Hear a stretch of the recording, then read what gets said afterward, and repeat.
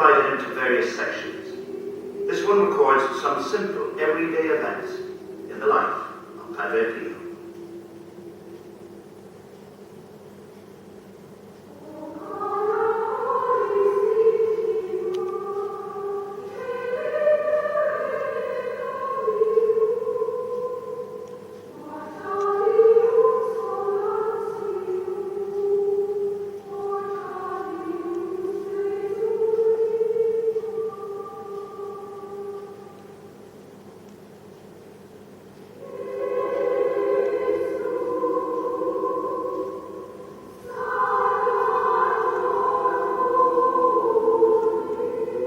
It's an ordinary day. Sunlight has just dissolved the night, revealing the colours of the landscape that surrounds the church of Padre Pio.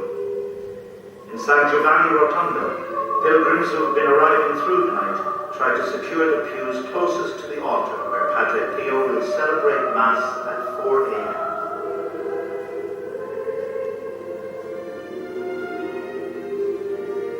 Le persone non si potevano contare perché il flusso era continuo. It was impossible to count the number of people because the flow was continuous.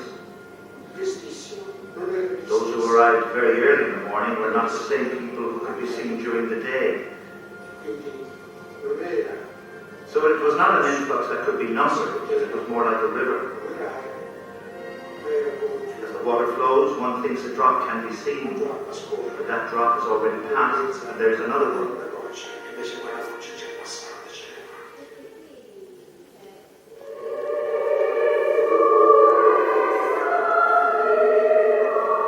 The white dusty road can barely accommodate the vehicles of the pilgrims, who with their regular and uninterrupted comings and goings swarm around the church even before the doors open at 3:30 a.m.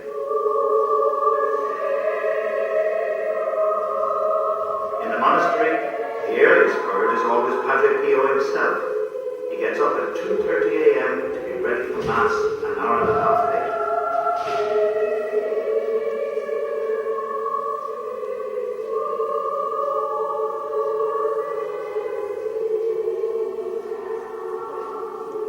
The rest of the monastery community get up at 5 a.m. After their ablutions, they gather in the choir for an hour of prayer, and then go to celebrate Mass, some in the monastery church, others in the chapels of various convents in the town.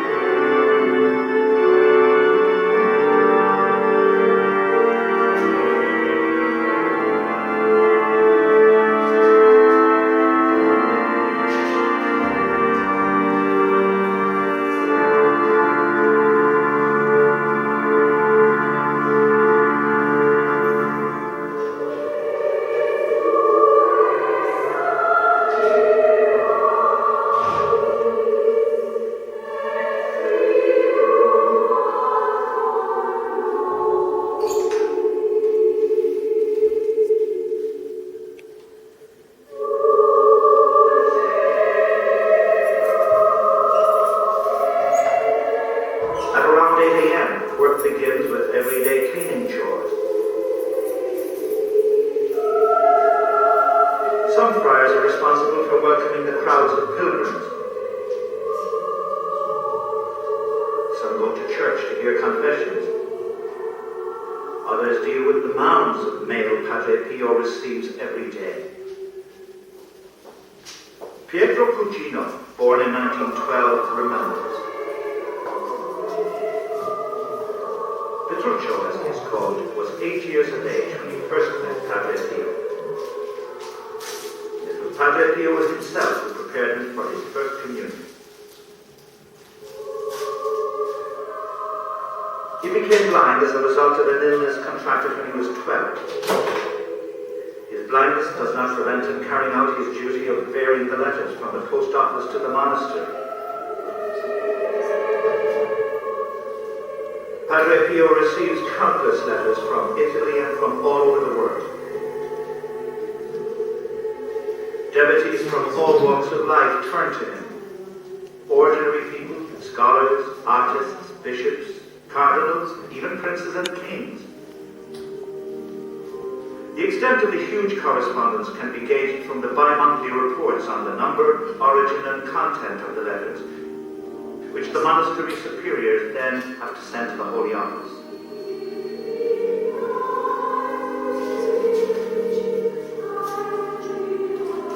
Back in 1935, 4,127 letters were received. By 1960, over just a 2-month period, May and June, 74,000 letters arrived. Requests for secular and spiritual faith, pleas for prayers in general, expressions of thanks for received favors were the main messages in the letters, which eventually became so numerous, a special post office run by the friars had to be established. Under the supervision of their superiors, the friars replied on behalf of Padre Pio, who, weighed down with so many requests, would feel obliged to pray even harder. In addition to the correspondence, there is a big demand for confession with Padre Pio, so the friars have to take bookings with all names recorded in a register, a very rare occurrence in the history of the Church. Waiting time for confession with Padre Pio averages between 1 and 3 weeks. On the day of confession, a friar gives pink tokens to people who have travelled long distances and yellow ones to the locals. The procedure never varies and is carried out without preference or favoritism. Now even for Michele Forgione, Padre Pio's brother. Padre Pio has been described as a martyr of the confessional. For him, confession is a sacred obligation. He can be brusque. Sometimes he even dismisses people without absolution. But this has also been described as his charisma as a confessor. For those whom he has treated brusquely or dismissed without absolution have no peace until they return to kneel at his feet in sincere repentance. He is then like a loving father, a father who only wishes, as he has written, to free his brothers from Satan's snare.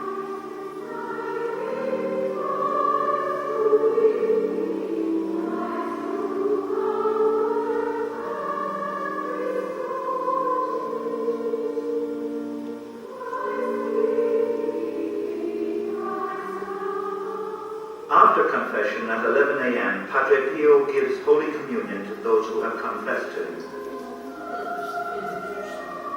All of whom are intent on receiving the host from his stigmatized hands.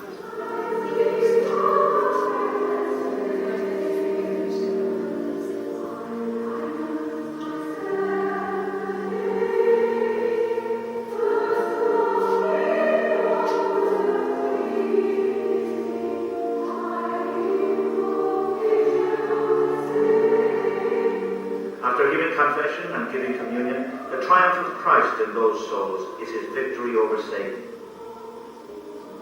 This struggle involves intense suffering since the early years of his vocation.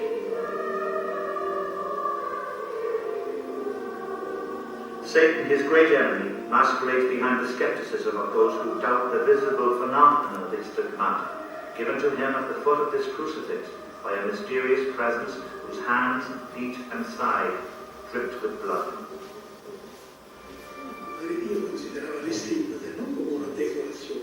Padre Pio regarded his stigmata not as a blessing, but as God's punishment.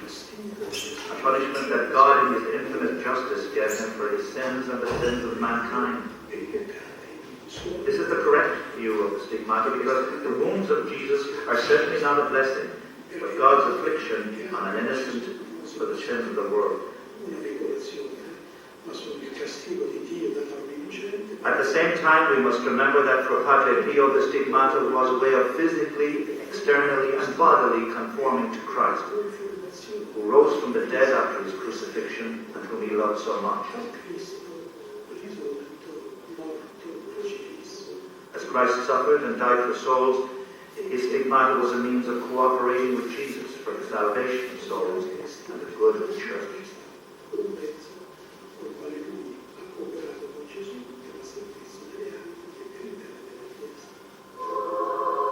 These extraordinary images have been closely guided up to the present day by the vice postulator, Father Gerardo de Friary, spiritual son, Padre Pio, and witness to his life. These pictures are now made public on the occasion of his canonization and brought to the faithful with the aim of preserving their simplicity and uniqueness.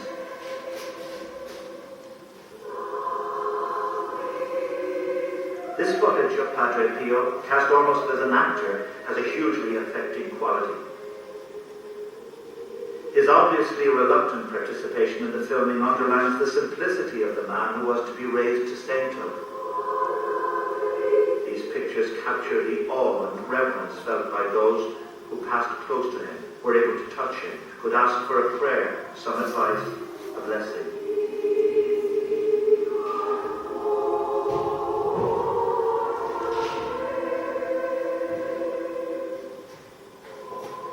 Returning to the serene atmosphere of the monastery of San Giovanni Rotondo, it is the sound of the so-called capo or gong that at midday summons the friars to the room where they share a simple meal.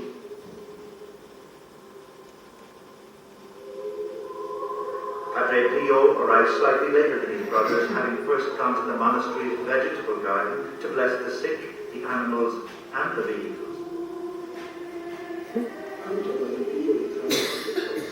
When Padre Pio entered the refectory, after the blessing in the vegetable garden, the friars would stand as a mark of respect and would remain standing until he sat at his place at the table. However, before taking his seat, he would kneel on the floor, open his arms and pray.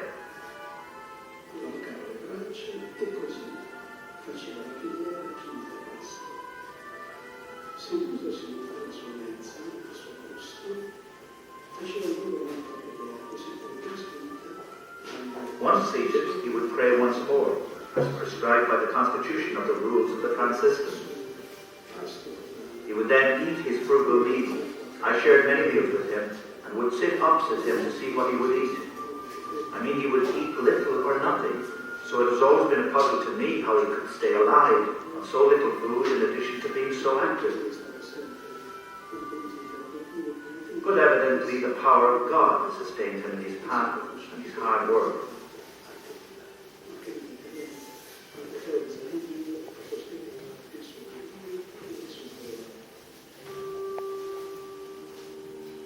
After lunch, there is a rest period during which the friars play relaxing games and take healthy strolls in the tree-lined paths of the monastery.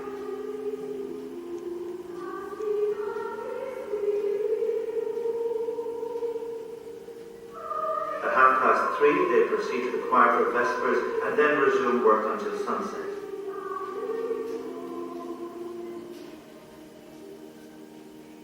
The friars who are free from work take part in the evening service conducted by Padre Pio.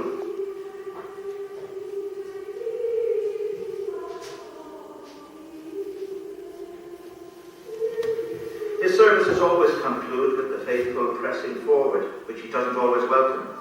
He is like a good father, full of love for his children, but also ready to chastise them in order to instruct them, and with love to point them in the right direction. The day is drawing to a close. Soon the friars will retreat to their cells for a well-deserved rest. There's time for half an hour of common recreation in which Padre Pio often takes part. He regards all his companions as true brothers in Christ and as children like him of the same spiritual father, St. Francis.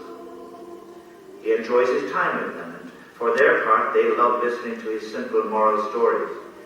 They all want to be his spiritual children, and he fondly accepts them as such, hearing their confessions, being saddened by their departures, and eagerly awaiting their arrivals, bestowing great brotherly love and even greater fatherly love on them all.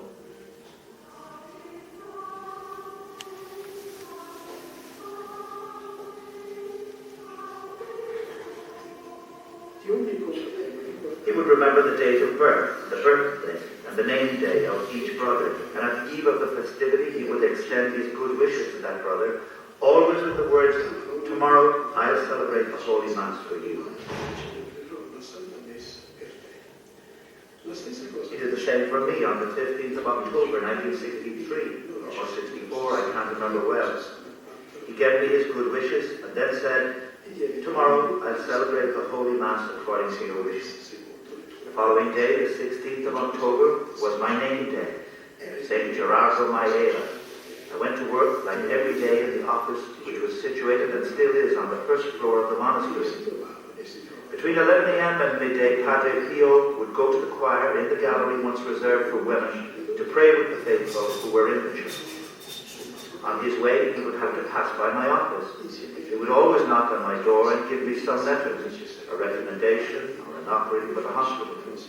He would often say to me, "Listen, my son, should I die, remember that in my right pocket there are offerings for holy masses. Have them celebrated, and in my left pocket there are offerings for the hospital. Pass them onto the hospital."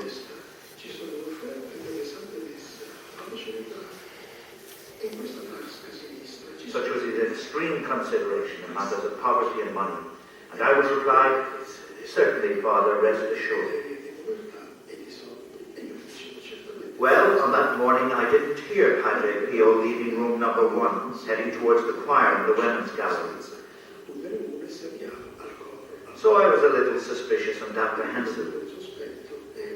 While I was thinking, who knows, perhaps he's not feeling well, I heard a little rustle beyond my office door, so I stood up and went to the door.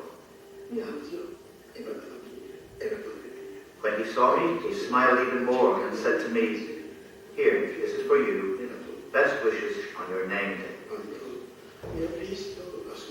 Of course, I was moved, and I hugged him, kissed his hand, and thanked him. I keep that little flower among my most treasured possessions because it reminds me of a gesture of love, a gesture of tenderness on the part of Padre Pio.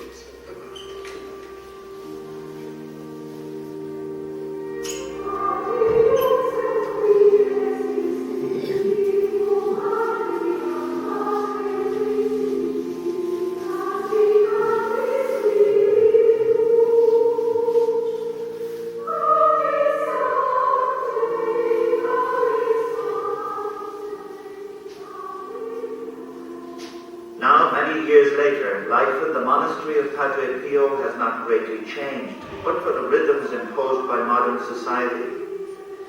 Since the death of the Blessed Father, the number of pilgrims has been growing exponentially, just as the voice of the faithful has been growing louder.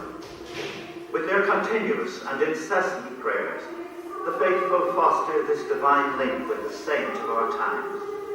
Today, as yesterday, in the monastery of San Giovanni Rotondo, Padre Pio is perpetually present.